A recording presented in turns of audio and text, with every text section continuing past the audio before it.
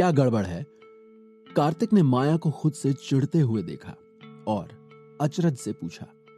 वापस होटल को जाती माया रुकी और पीछे मुड़ी। कार्तिक के मन में कई सवाल थे। कार पार्क करने के बाद उसने अपना आपा क्यों खो दिया था? क्या ऐसा हो सकता है कि वो चिढ़ी हुई और दुखी इसलिए थी क्योंकि वो श्वेता ग्रोवर के साथ था?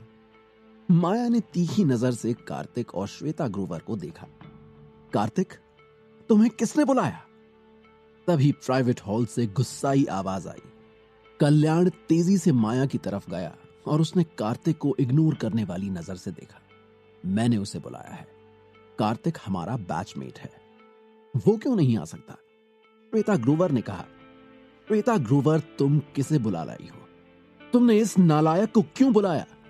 कल्याण ने कार्तिक और श्वेता ग्रोवर को देखा और अचानक कहा, ऐसा इसलिए कि तुम्हें और इसे साथ में मस्ती करनी थी, है ना? तुम्हारा क्या मतलब है? श्वेता ग्रोवर गुस्से में थी। कल्याण ने ठंडे दिल से कहा। उस समय श्वेता ग्रोवर अकेली ऐसी लड़की थी जो कार्तिक के पास आने को तैयार थी। माया भी वहीं थी। वो एक अमीर परिवार से कोई स्टाइलिश राजकुमार नहीं चाहती थी। उसने इस अनाथ से प्यार किया था जिसके पास कुछ भी नहीं था। माया, क्या तुमने देखा? कार्तिक तुम्हारे लिए सही नहीं है। वो और श्वेता ग्रोवर एक साथ हैं। दोनों के बीच इतने अच्छे संबंध हुआ करते थे। हो सकता है कि उनके बीच कुछ चल रहा है। कल्याण ने इस मौके पर माया के कानों में कार्तिक के बारे में बातें भरने की कोशिश की। कल्याण, संभल कर बोलो। कार्तिक ने अपनी आंखें बंद कर ली और एक ठंडी रोशनी चमक उठी। कल्याण का चेहरा पीला पड़ गया और वो कांपने लगा। उसने माया की बाह पकड़ ली। माया, क्या तुम्हारी कार्तिक से लड़ाई हुई है? कई स्टूडेंट प्राइवेट हॉल से बाहर चले आए। मेलविन अपने सामने की ओर भागा। माया चुप थी और उसने कुछ नहीं कहा। कार्तिक, माया इतनी अच्छी है कि तुम इसके लायक नहीं हो। तुम अभी भी उसे परेशान कर रहे हो। यह उसके वक्त की बर्बादी है। मैं तुम्हें वार्निंग दे रहा हूं। तुम माया को तलाक दे दो, नहीं तो मैं तुम्हें सुधार कर रख दूंगा, मेलविन ने चिल्लाते हुए कहा। कार्तिक ने मेलविन को मजाकिया ढंग से देखा और व्यंग किया। तुम्हें मेरे और मेरी पत्नी के बीच के मामले में दखलंदाजी करने का क्या ज्यादा शौक चढ़ा है? मेलविन ने अपनी बाहों को ऊपर चढ़ा लिया। मैंने पहले ही कहा था कि तुम माया के लायक नहीं। ग्रोवर जैसी लड़की ही तुम्हें पसंद करेगी। मेलविन, ज्यादा मत बोलो, श्वेता ग्रोवर चिल्लाई। माया के बगल में जाकर कल्याण धीमी आवाज में बोला। माया, देखो, इस श्वेता ग्रोवर को साफ साफ कार्तिक से इसका कुछ है। तुम्हें उसे तलाक दे देना चाहिए। मेलविन चाहता था कि कार्तिक और माया तलाक लें और वो उसका फायदा उठा सके। माया, कार्तिक और मैं निर्दोष हैं। मैंने अच्छे इरादों से कार्तिक को बुलाया। यदि तुम ठीक नहीं महसूस करती हो तो मैं चली जाती हूँ, श्वेता ग्रोवर ने कहा। श्वेता एक सौम्य, गंभीर और समझदार लड़की थी। जल्दी करो और अपने गंदे दोस्त को भी साथ ले जाओ, मेलविन ने कहा। कार्तिक की नजर ठंडी हो गई। इन लोगों ने हमेशा की तरह उसे अभी भी अपमानित ही किया। श्वेता ग्रोवर को एक तरफ धकेल दिया गया क्योंकि वो उसके करीब थी। इतने सालों के बाद ये लोग अभी भी वही थे। कार्तिक, मुझे अफसोस है। मुझे नहीं पता था कि मैं तुम्हारे लिए ये मुसीबतें लाऊंगी। श्वेता ने कार्तिक को अफसोस की नजर से देखा। उसने कार्तिक को केवल इसलिए बुलाया क्योंकि उसने लंबे समय से उसे नहीं देखा था। उसने नहीं सोचा था कि इससे इतनी बड़ी गलतफहमी पैदा हो जाएगी। कार्तिक ने अपना सर हिलाया और माया की ओर देखा। माया का सपाट चेहरा था। वो जमकर कार्तिक पर नाराज थी। प्राइवेट हॉल में हुई बात से पहले ही वो नाराज हो चुकी थी, लेकिन जब उसने बाहर जाते ही कार्तिक और श्वेता ग्रोवर को एक साथ देखा तो वो और भी गुस्से में आ गई। एक पल के लिए वो थोड़ा भावुक महसूस कर रही थी और उसके बाद ही उसने कार्तिक को टटोला। कार्तिक की आंखों में चिंता देखकर माया को याद आया कि वो पहले भी ऐसा शक कर चुकी है। माया ने कार्तिक के सामने जाकर अपना सर नीचे कर लिया, जैसे कोई बच्चा गड़बड़ी करके अफसोस दिखा रहा है। भीड़ तुरंत शांत हो गई। माया ने कहा, मुझे माफ करना कार्तिक, मेरा मन अंदर की घटना से खराब था, तुम्हारी उसमें कोई गलती नहीं है। सब चौंक गए। माया कार्तिक के सामने इतनी आज्ञाकारी बनकर खड़ी थी। मेल्विन को अपने दिल में तेज ईर्ष्या महसूस हुई। कार्तिक, ये कचरा, उसे क्या आता था कि वो माया जैसी लड़की को अपने प्यार में घेर सके। वो जानता था कि कार्तिक माया के परिवार का दामाद है। साफ साफ कहें तो वो एक ऐसा आदमी था जो किसी लड़की के लायक ही नहीं था। ऐसा कचरा माया के लायक कैसे हो सकता है? ये ठीक नहीं था। माया ने धीरे से कहा, तुम्हें और क्या चाहिए? कार्तिक मेरा पति है, तुम हमारे मामलों में दखल अंदाजी करने के लायक नहीं। माया ने कोमल आंखों से कार्तिक को देखा और कहा, मैं उसके साथ बहुत खुश हूं। मेल्विन का चेहरा पीला पड़ गया। एक बेकार आदमी के साथ खुशी के लिए क्या था? इस बेकार आदमी के प्रति इतना वफादार होने के लिए माया पर किस तरह का जादू किया गया था? माया, वो एक कचरा आदमी है। यदि तुम उसे तलाक दे दो तो मैं तुम्हें सच्ची खुशी दूंगा। मेल्विन उन्मादी होकर दहाड़ा। उसकी आंखें लाल हो गईं। माया ने मेल्विन को घृणा से देखा। वो कार्तिक के करीब गई और मेल्विन को इग्नोर करते हुए तीखी नजर से देखा। मेल्विन ने माया की आंखों में घृणा देखी।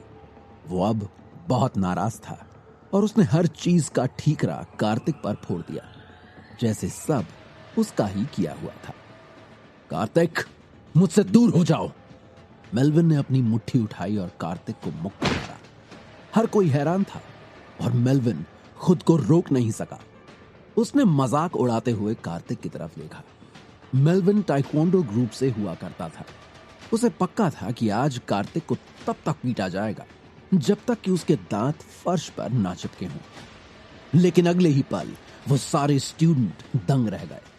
कार्तिक जहां था वहीं खड़ा रहा और हल्के से हाथ हिला रहा था। मेल्विन दर्द से चिल्लाया। उसका शरीर एक गेंद की तरह बाहर निकल गया।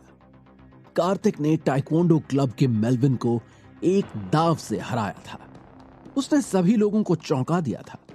उन सभी ने सदमे में कार्तिक को देखा। कार्तिक, जो कॉलेज में कमजोर और बीमार रहता था, उसे देखकर हमेशा लगता था जैसे वो हवा के अगले झोंके से उड़ जाएगा। लेकिन उसने मेल्विन जैसे मजबूत लड़के को हराया। ये कैसे हो सकता है? माया ने गुस्से में अपने दांत कस लिए। ये सभी पुराने बैचमेट कार्तिक को नीची नजर से देखते थे। कार्तिक कोई ऐसा व्यक्ति नहीं था जिसे वे छू नहीं सकते थे, पर उन्होंने अब हद कर दी थी। कार्तिक को इस तरह के अपमान का सामना पहले भी करना पड़ा था। श्वेता बहुत दुखी थी। उसे लगा कि उसे कार्तिक को फोन नहीं करना चाहिए था। ये मेरी गलती है कि मैंने तुम्हें इन घटिया लोगों की पार्टी में बुलाया। कार्तिक ने हाथ हिलाया और कहा, नहीं, तुम दुखी मत हो, ये कुछ भी नहीं है। ये जो मेरे बैचमेट हैं, इन्होंने मुझे याद करा, इसके लिए इन्हें धन्यवाद देने की जरूरत है। श्वेता ग्रोवर थोड़ा मुस्कुराई। कार्तिक अभी भी पहले की तरह शांत और प्यारा था। माया ने कार्तिक और श्वेता ग्रोवर के बीच बातचीत देखी। हालांकि वो जानती थी कि उन दोनों के बीच कुछ भी नहीं था, फिर भी उसे एक तेज जलन महसूस हुई और चुपके से उसने कार्तिक की कमर में हाथ डाल दिया। माया श्वेता को एहसास दिला रही थी कि कार्तिक उसका है। कार्तिक ने एक सूखी मुस्कान के साथ श्वेता को देखा और फिर माया को देखा। क्या हुआ? यहां क्या हुआ? मैनेजर आ गया था। जब उसने मेल्विन को जमीन पर पड़ा देखा तो वो तुरंत पूछने के लिए आगे बढ़ा, मैनेजर, मुझे छुटकारा दिलाओ इस आदमी से, इसने मुझे मारने की हिम्मत की। मेल्विन ने कार्तिक की ओर इशारा किया। कार्तिक को यह देखकर दुख हुआ कि मेल्विन अपनी पहुंच का कितना घटिया तरीके और बेशर्मी के साथ उपयोग करने के लिए आगे बढ़ा था। एक दुखी शक्ल बनाते हुए मैनेजर ने कार्तिक की ओर देखा। उसने कहा, यह पुणे शहर में एक सबसे बड़ा होटल है। तुमने लोगों को मारा और हमारे होटल के ग्राहकों को चोट पहुंचाई। यहां से चले जाओ। होटल का मैनेजर बहुत सारे अमीर लोगों को जानता था, इसलिए वो बहुत घमंड से बोला। वो इन सारे लोगों का जूनियर हुआ करता था, इसलिए वो मेलविन को जानता था और उन सब का साथ देना अपने लिए फायदे का सौदा मानकर चल रहा था। कार्तिक के चेहरे पर खिल्ली उड़ाने के भाव आए। उसे इस मैनेजर या उसके किसी फायदे का ख्याल करने की कोई जरूरत नहीं थी। उसे बस माया और श्वेता के सम्मान की फिक्र थी। कार्तिक ने हंसते हुए कहा, क्यों निकल जाऊं? जवाबी हमला करने के लिए? पहले उसने मुझे मारा। ये दिखा नहीं होगा इन सारे चिड़ी के पंजों को।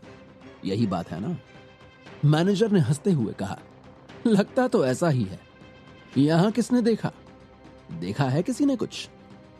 वहां आसपास खड़े सारे लोगों ने कार्तिक की ओर देखा। उनकी नजर में साफ था कि वे मेलविन को उसकी बदतमीजी के लिए दोषी ठहराने के बजाय कार्तिक को इस सारे मामले का दोषी ठहराने का इरादा रखते हैं। श्वेता ने अपना मुंह हाथों से छिपा लिया और बोली, तुम लोग इंसान के रूप में कीड़े हो। तुम्हें खुद पर शर्म आनी चाहिए। लेकिन तुम लोग इतने घटिया हो कि तुमसे कहा जाए तो तुम सब मेलविन के जूते भी चाटने को तैयार हो जाओगे, और उसमें भी तुम्हें कोई शर्म नहीं आएगी।